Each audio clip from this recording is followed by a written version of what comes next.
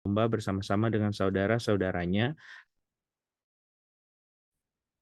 anak-anak Bilha, dan Silpa, kedua istri ayahnya. Dan Yusuf menyampaikan kepada ayahnya kabar tentang kejahatan saudara-saudaranya. Ishak atau Yakub lebih mengasihi Yusuf dari semua anaknya yang lain. Sebab Yusuf itulah anaknya yang lahir pada masa tuanya. Dan ia menyuruh membuat jubah yang maha indah bagi dia.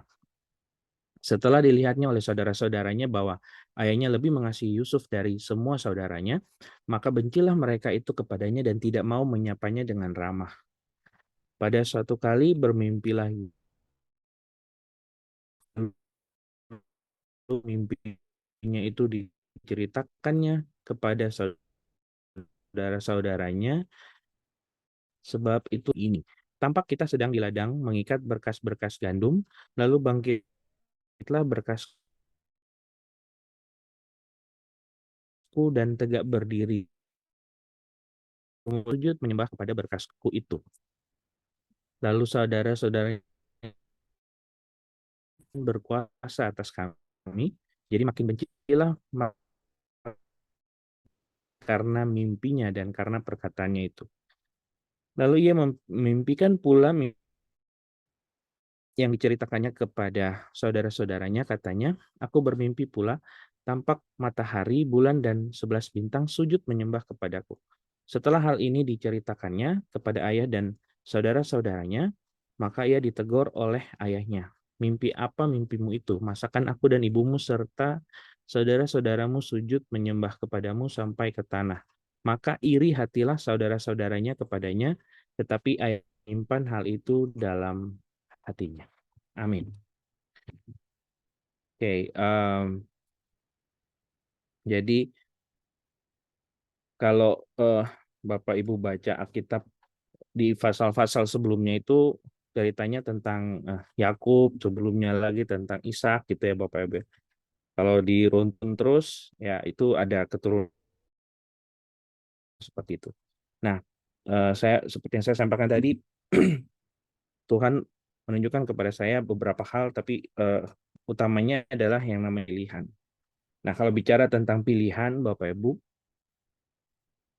saya menangkap ada hal-hal yang kita nggak bisa pilih di dunia ini. Yang pertama, kalau kita lihat di ayat yang ke-1 dan kedua di situ ya, yang tadi Kejadian 37, menjelaskan di situ adapun Yakub ia diam di negeri penumpangan ayahnya, yakni di tanah Kanaan. Inilah riwayat keturunan Yakub. Yusuf terkala berumur 17 tahun, jadi masih muda, biasa mengembalakan kambing domba bersama-sama dengan saudara-saudaranya dan anak-anak Bilha dan Silpa, kedua istrinya. Bilha dan Silpa ini Bapak Ibu adalah sebenarnya budak dari dua istri Yakub, yaitu Lea dan Rahel. Nah, kedua istri ayahnya. Dan Yusuf menyampaikan kepada ayahnya kabar tentang kejahatan saudara-saudaranya. Nah, di ayat 1-2 ini Bapak Ibu, saya mendapatkan bahwa ada hal yang kita nggak bisa pilih di dunia ini, yaitu kita mau lahir kapan, lahir di mana, keluarganya siapa, warga negara mana, kita nggak bisa pilih, Bapak Ibu. Dan yang kedua, kapan nanti Tuhan panggil kita semua, gitu. Dan bagaimana caranya itu kita nggak bisa pilih, kita nggak tahu. Nah, itu yang saya dapatkan, artinya ada pilihan-pilihan yang di dunia ini kita nggak bisa pilih, yang memang Tuhan udah tentukan ini, gitu. Tapi ada hal-hal lain yang memang Tuhan berikan kita kebebasan untuk memilih. Jadi, apa yang harus kita lakukan dengan hal yang nggak bisa kita pilih itu, ya kita harus bisa menerima dan bersyukur, ya, dan percaya bahwa dimanapun Tuhan menempatkan kita, pasti Tuhan punya rencana yang besar. Nah, saya melihat Pak kasus ya teman-teman saya yang hubungannya nggak terlalu bagus dengan orang tua, dia merasa nggak disayang dan sebagainya, dia nggak bisa menerima keluarganya seperti ini gitu. Nah, itu membuat dia menjadi ya tidak bisa menikmati hidupnya dengan baik. Padahal kalau sebenarnya kita mau menerima apa yang sudah Tuhan berikan, ya kita bersyukur Tuhan sudah tempatkan kita di sini, di keluarga ini, di negara ini, artinya itu rencana buat kita. Itu yang pertama. Nah, kemudian mengenai pilihan juga, kapan sih kita bisa memilih? Kita memilih itu bisa kapan aja. Tapi mata kita pagi itu kita juga bisa memilih sebenarnya. Apakah kita bisa memilih pilihan kita itu bisa itu tutup mata tidur lagi, atau yang kedua mungkin cek handphone ada message baru atau enggak, lihat kalender agenda hari ini ada apa aja gitu. Dan yang ketiga, kita saya pagi Bapak Ibu ya, jadi tentu akan sangat baik kalau kita lebih mengutuk Tuhan. Artinya kita mulai pagi dengan Tuhan supaya sepanjang hari itu kita diberkati Tuhan. Sometimes di pagi hari Tuhan tunjukkan persiapan kita. Nah, itu penting seperti itu. Nah, kemudian terkait dengan pilihan juga berbicara orang yang memilih gitu. Yang kita sering temui ya Bapak Ibu ya, orang yang bisa memilih tuh orang yang punya privilege. Orang yang punya privilege. Jadi dia diberi kekuasaan, dia diberi kebebasan untuk memilih gitu. Orang yang paling pertama yang diberi privilege sama Tuhan untuk bisa memilih ya Adam ya. Artinya dia diberi kekuasaan untuk mengatur semua, memilih apa yang dia suka, apa yang dia nggak mau. Di Taman Eden itu dia diberi Tuhan kebebasan. Tapi di saat yang sama juga diberi privilege, tapi di saat yang sama juga Tuhan apa aja? Tuhan hanya memberikan instruksi buat dia. Tuhan nggak pernah maksa kamu harus gini. Tuhan cuma bilang jangan makan buah itu. Nah, dia yang memilih gitu ya. Jadi kalau kalau yang saya dapatkan itu Bapak Ibu, Tuhan itu sendiri juga mau kita untuk dewasa, untuk bisa menentukan pilihan kita ya tanpa paksaan gitu. Semakin kita bertumbuh, kalau kita awal-awal kasih mula-mula gitu kan, dulu pernah ngalamin juga ingin tuh ibadah terus ya, menikmati gitu. Ibadah tuh paling demen dah. Kalau ada ibadah dari pagi sampai malam, mungkin waktu awal buat itu seneng banget Bapak Ibu ya. Nah, tapi itu biasa kasih mula-mula tuh itu bertumbuh terus gitu. Tapi seiringnya berjalan waktu mungkin hal itu akan menjadi hal yang biasa. Terus kita nggak lagi melihat esensinya bahwa itu ibadah buat apa sih? Apakah rutinitas? Nah, saya melihat bahwa Tuhan nggak pernah paksa kita sih untuk kamu harus ibadah. Kamu harus, kalau di saudara kita yang lain kan ada waktu-waktunya gitu. Nah, kita bisa melakukan itu memang dengan willingness-nya kita sendiri, dari hati kita mau melakukan itu. Seperti itu. Nah, kalau yang kita sering lihat di sekitar kita, ya mungkin banyak cerita ya Bapak Ibu, kalau ada yang masuk rumah sakit gitu ya, pasien yang BPJS, asuransi atau pribadi, itu pasti perlakuannya agak beda. Kenapa? Karena mereka punya privilege. Orang yang bayar lebih, ya dia dapat yang lebih. Nah, itu yang memang terjadi di sekitar kita. Contoh yang lain juga kayak di tol. Setiap hari kalau kita di tol macet-macetan, ada aja yang lewat gitu ya, pejabat pakai pengawal gitu ya biar jalannya dibuka. Why? Karena mereka punya privilege gitu.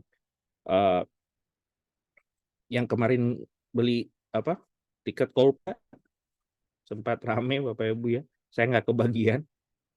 Ya banyak hal ya, mungkin jadi kurang atau ya dan sebagainya. Orang yang bisa beli ya dia mungkin ada jalur-jalur lainnya juga Bapak Ibu, dia punya privilege. Contoh yang lain yang privilege, saya tuh Bapak Ibu, saya ada langganan bakmi. Itu terkenal, legend. Setiap kali orang mau makan situ pasti antrinya panjang. Cuma setiap kali saya datang ke situ, kalau si yang penjualnya udah lihat, udah nggak usah antri, udah langsung dipesanin, Dev mau apa gitu, langsung gitu. Kenapa? Karena saya teman baik sama anaknya. Jadi secara nggak langsung udah ada privilege juga sebenarnya. Nah, cuman itu suatu hal yang baik menurut saya. Maksudnya saya punya privilege dong, ya nggak apa-apa. Saya eh, senang gitu. Saya diperlakukan seperti itu senang. Tapi apa yang orang-orang lihat gitu, yang lagi ngantri panjang lihat ke saya seperti apa? Jadi saya belajar bahwa punya privilege itu nggak selamanya bagus juga gitu. Maksudnya kita harus melihatnya juga. Sometimes eh, kita bisa nggak jadi berkat juga kan gitu ya. Ya mentang-mentang kenal dia jadi duluan gitu. Pilihan itu saya bisa bisa kategorikan bahwa ya tadi kita bisa milih karena kita punya privilege, tapi juga eh, pilihan itu kalau kalau kalau yang saya pelajari saya kategorikan dalam dua hal. Yang pertama itu ada yang simple, yang sederhana, sama yang hard, yang sulit, pilihan yang sulit. Yang simple, yang sederhana eh, itu saya kategorikannya adalah yang apa? Tidak, dampaknya itu tidak major gitu. Kita memilih sesuatu yang simple, itu saya bilang itu pilihan yang sederhana gitu. Contohnya ya sehari-hari makan, mau makan apa, mau minum apa, pilih jalan apa, menurut saya itu sederhana karena besar seperti itu. Kayak contoh yang sering terjadi di tempat saya kerja, setiap jam 12 pertanyaannya tuh mau makan apa, itu pertanyaan paling sulit. Bukan pertanyaan ujian apa, tapi pertanyaan paling sulit adalah mau makan di mana. Karena biasa kalau mau makan di mana, jawaban selanjutnya adalah terserah. Dan akhirnya kita berkutat beberapa menit untuk menentukan mau makan apa. Itu simple. Mau makan ada juga yang simple yang lain, misalnya saya punya dia bilang dia bahkan kalau mau pilih baju buat besok dia gereja atau dia kantor gitu, dia berdoa sama Tuhan pilih baju yang mana. Mungkin buat sebagian kita lebay amat gitu ya, pilih baju aja sampai berdoa sama Tuhan, tapi kita nggak boleh ngejudge, mungkin itu relationship-nya sama Tuhan kayak gitu gitu ya. Jadi kita nggak bisa ini ya, artinya itu pilihan-pilihan yang simple gitu ya. Nah, eh, cuman seperti yang tadi saya bilang di awal bahwa kita em, kalau kita sebagai orang tua, kita sebagai kakak rohani atau seseorang yang dituakan, kita akan lebih senang kalau melihat anak kita atau adik rohani kita tuh bisa menentukan pilihan. Maksudnya dia tahu apa yang dia mau gitu, dia tahu dampaknya seperti apa, dia pilih itu. Nah kadang kita sebagai yang senior gitu senang gitu kalau ini bisa bisa junior kita bisa menentukan pilihan. Kadang mungkin dari kecil juga udah diajarin ya, seperti seperti saya dari kecil itu sudah diajarin sama papanya. Kalau mau hadiah ulang tahun harus milih. Mau A atau B, nggak bisa dua-duanya. Walaupun merengek-rengek, mau dua-duanya nggak bisa, harus milih. Jadi bapaknya ngajarin, harus bisa milih. Artinya uh, uh, mulai dari kecil tuh sudah mulai diajarkan untuk bisa memilih, bisa bertanggung jawab dengan pilihan yang kita buat. Nah, saya yakin juga Tuhan juga kepengen kita sejalannya kita bertumbuh dengan Tuhan, Tuhan juga mau kita bisa menentukan yang tepat gitu ya. Nah, um, yang kedua, tadi kalau ada pilihan yang simple, ada pilihan yang sulit, Bapak Ibu ya. Nah, kalau yang sulit, kalau menurut saya itu adalah yang dampaknya itu untuk masa depan kita, gitu ya, atau sesuatu yang penting dalam hidup kita, atau berdampak juga dalam kehidupan orang. Kalau kita lihat dari cerita tadi uh, tentang Yusuf ya, Bapak Ibu ya, di ayat 2 itu, di situ Yusuf sebenarnya ada pilihan yang dilakukan, Bapak Ibu. Di ayat 2 terakhir itu kalimatnya adalah dan Yusuf menyampaikan kepada ayahnya kabar tentang kejahatan saudara-saudaranya. Yusuf memilih untuk menceritakan ke bapaknya, saudara-saudaranya melakukan ini. Sebenarnya dia bisa memilih untuk tidak memberitakan, tapi dia memilih untuk kasih tahu. Nah, sehingga dampaknya apa? Dia dibenci. Kalau Bapak Ibu baca dari ayat 1 sampai 11, itu statement dari Alkitab itu berulang-ulang. Sehingga mereka membenci dia, sehingga mereka membenci dia, sehingga so, apa yang kita buat juga. Jadi memang kita harus berhati-hati gitu Bapak Ibu dalam melihat. ayat juga ada statement di firman Tuhan bahwa Yakub lebih menyuruh yang indah. Tentu kalau dari sisi papanya yaitu Yakub, itu hal yang baik, dia membuatkan jubah buat anaknya. Well, ini buat anak saya gitu, dia hal yang baik. Tapi apakah itu benar untuk dilakukan? Saat dia memberi yang baik, dia berikan yang terbaik buat anaknya. Mungkin satu sisi baik, tapi di sisi lain ada saudara-saudaranya jadinya makin benci sama Yusuf. Ya, lagi-lagi pilihan kita membuat dampak lagi buat uh, orang lain gitu ya. Dalam hal ini Yusuf. Kemudian di ayat 4 juga lagi-lagi Yusuf dibenci saudaranya karena ayahnya mengasihi dia. Di situ dibilang saudaranya tidak mau menyapa dengan ramah. Ini juga saya belajar gitu. Uh, Kalau orang benci gitu Bapak Ibu ya, say hi aja itu mungkin berat banget gitu.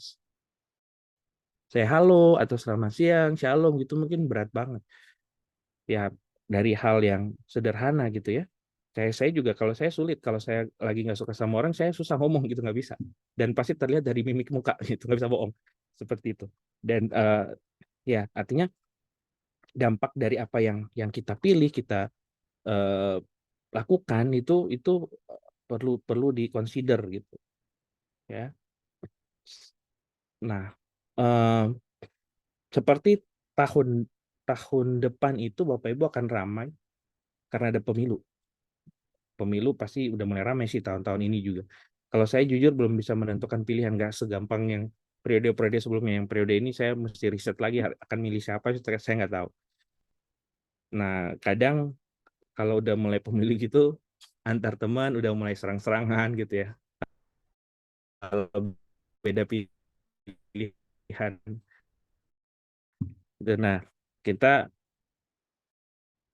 perlu juga belajar kalau saya menempatkan diri saya dan saya nggak mau maksa gitu. Ya, seperti itu. Jadi siapa yang kita pilih yaitu bebas ke kita kalau dalam hal pemilu ya Bapak Ibu ya. Nah, dan kalau kalau kita bilang tadi pilihan sulit, pilihan susah, pilihan gampang, sebenarnya balik lagi orang yang membuat pilihan itu yang memilih itu sebenarnya dia kepingin membuat pilihan yang tepat. Ya, maksudnya kita dalam membuat kita mau milih sesuatu, kita tuh kepingin yang benar, yang tepat gitu. Jadi nggak nggak mau salah pilih gitu ya. Kayak tadi yang saat Yakub memilih, dia memilih untuk memspesialkan Yusuf. Itu hal yang baik menurut dia. Tapi ya dari saya bilang mungkin nggak benar, nggak tepat mungkin caranya kayak gitu. Dan dampaknya kalau Bapak baca lagi kisahnya terus tuh kan Yusuf akhirnya dibuang, tapi selanjutnya juga karena dia diberkati Tuhan, akhirnya dia diangkat Tuhan lagi dan sebagainya. Seperti itu. Jadi dalam membuat pilihan ya harus baik atau benar itu jadi consider juga karena sesuatu yang baik belum tentu benar gitu Bapak Ibu ya. Contoh kalau kita di sekolahan itu ujian Bapak Ibu, teman kita kesulitan menjawab. Terus kita berbaik hati nih, kasih jawaban ke dia. Kita berbaik hati, tapi itu salah yang kita lakukan. Well, jadi ya kadang hal-hal itu yang ini ya tipis sekali perbedaannya. Cuman ya kita minta eh, kebijaksanaan dari Tuhan lah ya. Bagaimana Tuhan memimpin kita supaya membuat pilihan yang tepat. Nah, bicara baik dan benar juga sebenarnya selanjutnya terkait dengan standar. Kalau menurut kita ya, menurut saya, menurut Bapak Ibu mungkin kita punya standar yang beda-beda. Menurut saya itu baik, menurut Bapak Ibu mungkin enggak, itu belum cukup baik. Menurut saya itu benar, mungkin Bapak Ibu bilang enggak, itu enggak tepat, itu salah, enggak boleh gitu dan sebagainya. Artinya kita sebagai manusia pasti akan selalu punya perbedaan itu. Artinya standar kita tuh kita yang nentuin sendiri Bapak Ibu. Nah, balik lagi kalau kita ingin membuat keputusan yang tepat, pilihannya itu kita harus ikutin standarnya Tuhan. Karena yang Tuhan udah bilang itu nggak bakal salah. Itu nggak bakal keliru. Pilihan saat kita punya masalah, saat kita ada problem gitu ya. Apa yang respon kita memilih untuk respon seperti apa. Kadang bingung Bapak Ibu, tapi ya kita minta tuntunan Tuhan supaya yang kita pilih, yang kita lakukan itu yang Tuhan mau.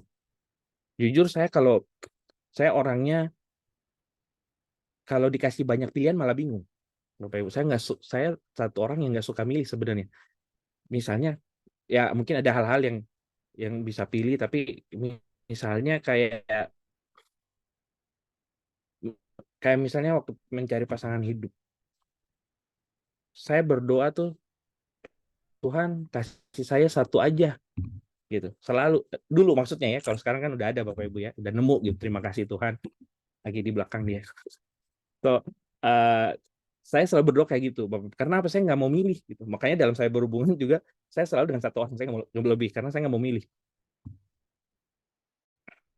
Bahkan dalam beberapa hal juga, kalau ada pilihan di depan, saya mau lulus sekolah, mau kuliah kemana, itu buat saya itu berat sekali kalau harus milih. Dan saya bilang, Tuhan, Tuhan aja yang pilihin deh, karena saya tahu kalau Tuhan yang milih nggak mungkin salah gitu. Cuma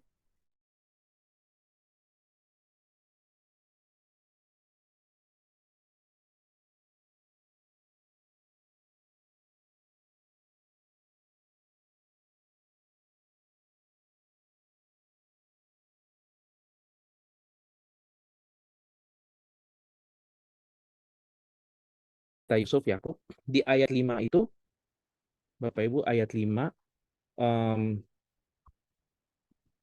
ayat 5 dari pasal 37 tadi, pada suatu kali bermimpilah Yusuf, lalu mimpinya itu diceritakannya kepada saudara-saudaranya, sebab itulah mereka lebih benci lagi kepadanya.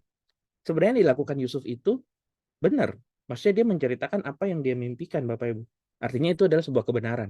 Nah, cuman kebenaran itu nggak cocok nih sama saudara-saudaranya. Ya, artinya apa? Sometimes kebenaran itu nggak selalu manis, Bapak Ibu. Kadang sesuatu yang benar itu kadang menyakitkan. Tapi kita harus terima itu. Kita harus bisa terima dalam hidup kita ada up, ada down-nya.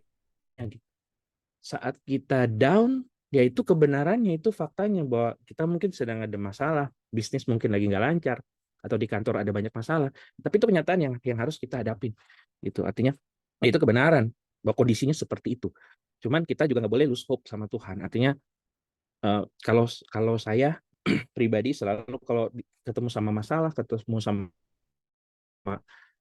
ujian gitu, saya selalu percaya bahwa di balik ini, di akhir nanti, di ujung nanti Tuhan mau mau kasih sesuatu gitu. Tuhan mau, oh gini loh ceritanya, baru dirunut ke belakang, oh ya kenapa saya begini dan seterusnya.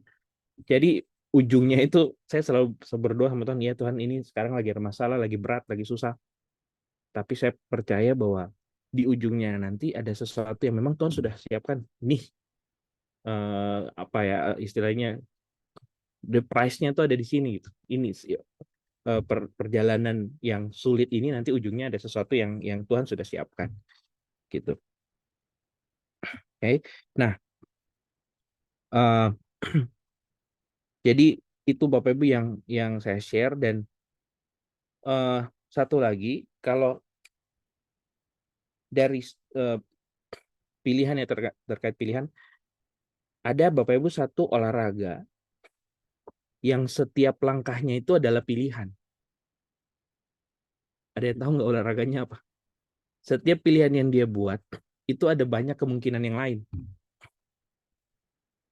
Olahraga itu adalah catur, Bapak Ibu. Bapak Ibu tahu catur ya. Saya bukan expert di catur, saya ya tahu basic-basic tapi bukan expert. Cuman di setiap permainan catur itu apa yang kita kita gerakan gitu ya, pion-pionnya itu akan ada kemungkinan ratusan ribuan kemungkinan lain dan kita nggak tahu itu. Nah, ada cerita Bapak Ibu, ada satu lukisan di Prancis, Museum Louvre ya di Prancis. Itu ada lukisan kecil ya seukuran Mona Lisa gitu tentang catur ini gitu. Nah, di lukisan itu Bapak Ibu ada tiga objek. Ada si setan, malaikat sama manusia lagi. Jadi nanti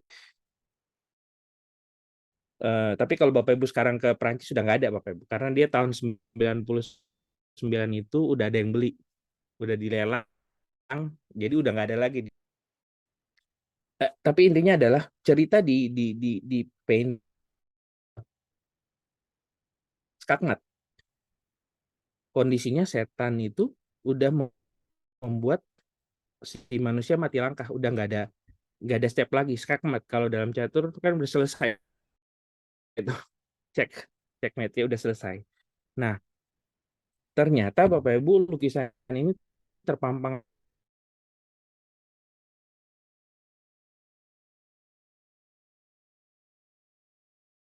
kok judulnya kok skakmat katanya gitu.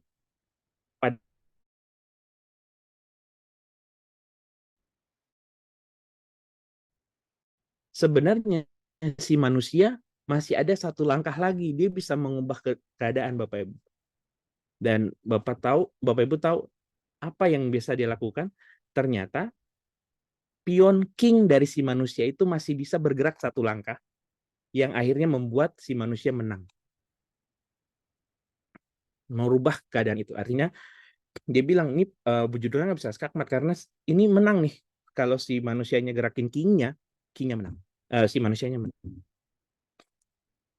Nah, refleksinya apa Bapak Ibu? Sometimes kita dalam hidup kita sudah melihat kita punya skakmat di studi kita, di ekonomi, di bisnis, di keluarga kita mungkin. Wah, ini udah skakmat, udah nggak bisa, udah nggak kuat, udah pasrah aja. Tapi ternyata Bapak Ibu ada raja di atas segala raja yang nggak pernah kehabisan pilihan untuk membantu kita. Nah, saya percaya itu bahwa kalau tadi dari kesaksian dari Tante Ellen, dari Ko Hedi juga, kalau kita di posisi orang itu udah skakmat Bapak Ibu. Oh Tuhan, aku serahkan, udah berdoa minta ampun atas segala dosa, menyerahkan. Tapi ternyata Tuhan bilang enggak, belum selesai. Tuhan punya banyak cara yang mungkin kita nggak terpikirkan gitu. Kayak tadi bus secara logika manusia udah selesai, tapi Tuhan bilang belum. Artinya yang saya tangkap bahwa Tuhan itu nggak bakal ninggalin kita dalam, artinya dia nggak bakal biarin kita jatuh sampai tergeletak. Seperti yang firman Tuhan katakan, artinya dia pasti akan selalu bersama dengan kita. Jadi saat pilihan kita sudah habis, kita nggak tahu mau memilih apa, nggak usah khawatir, karena Tuhan masih punya pilihan untuk menolong kita. Ya, nah, so ya mungkin itu yang bisa saya share Bapak Ibu. Jadi kalau rangkum, yang pertama kita harus sadar dan tetap bersyukur untuk hal-hal yang nggak bisa kita pilih. Hal-hal yang nggak bisa kita pilih, kita harus sadar itu dan kita tetap bersyukur. Karena kita percaya bahwa Tuhan punya rencana untuk setiap kita, dimanapun kita berada, Tuhan punya plan yang masterpiece, yang gede buat kita. Yang kedua, kita harus belajar membuat pilihan yang tepat. Apakah itu pilihan yang hard atau simple, kita harus aware dengan dampaknya nanti. Makanya kita perlu membuat pilihan yang benar, yang sesuai dengan standarnya Tuhan. Kalau Tuhan di saat ini, Tuhan maunya gini, itu yang harus kita lakukan. Karena itu udah pasti paling benar. Ya walaupun memang kadang kebenaran itu menyakitkan, tapi apapun yang Tuhan minta, ya kita harus lakukan itu. Dan yang ketiga, selalu percaya bahwa Tuhan tidak pernah kehabisan pilihan cara untuk menolong dan memberkati kita. Ya, itu 3 poin yang bisa saya sharekan hari ini, Bapak Ibu, apa yang Tuhan bukakan buat saya. Jadi, apapun pilihan yang akan kita buat sekarang nanti, selama kita bersama dengan Tuhan, percayalah bahwa Tuhan akan membukakan jalan bagi kita. Jadi, tetap semangat, karena Dia telah memilih untuk menyelamatkan dan memberkati kita. Amin. Mari kita tutup dalam doa, Bapak Ibu.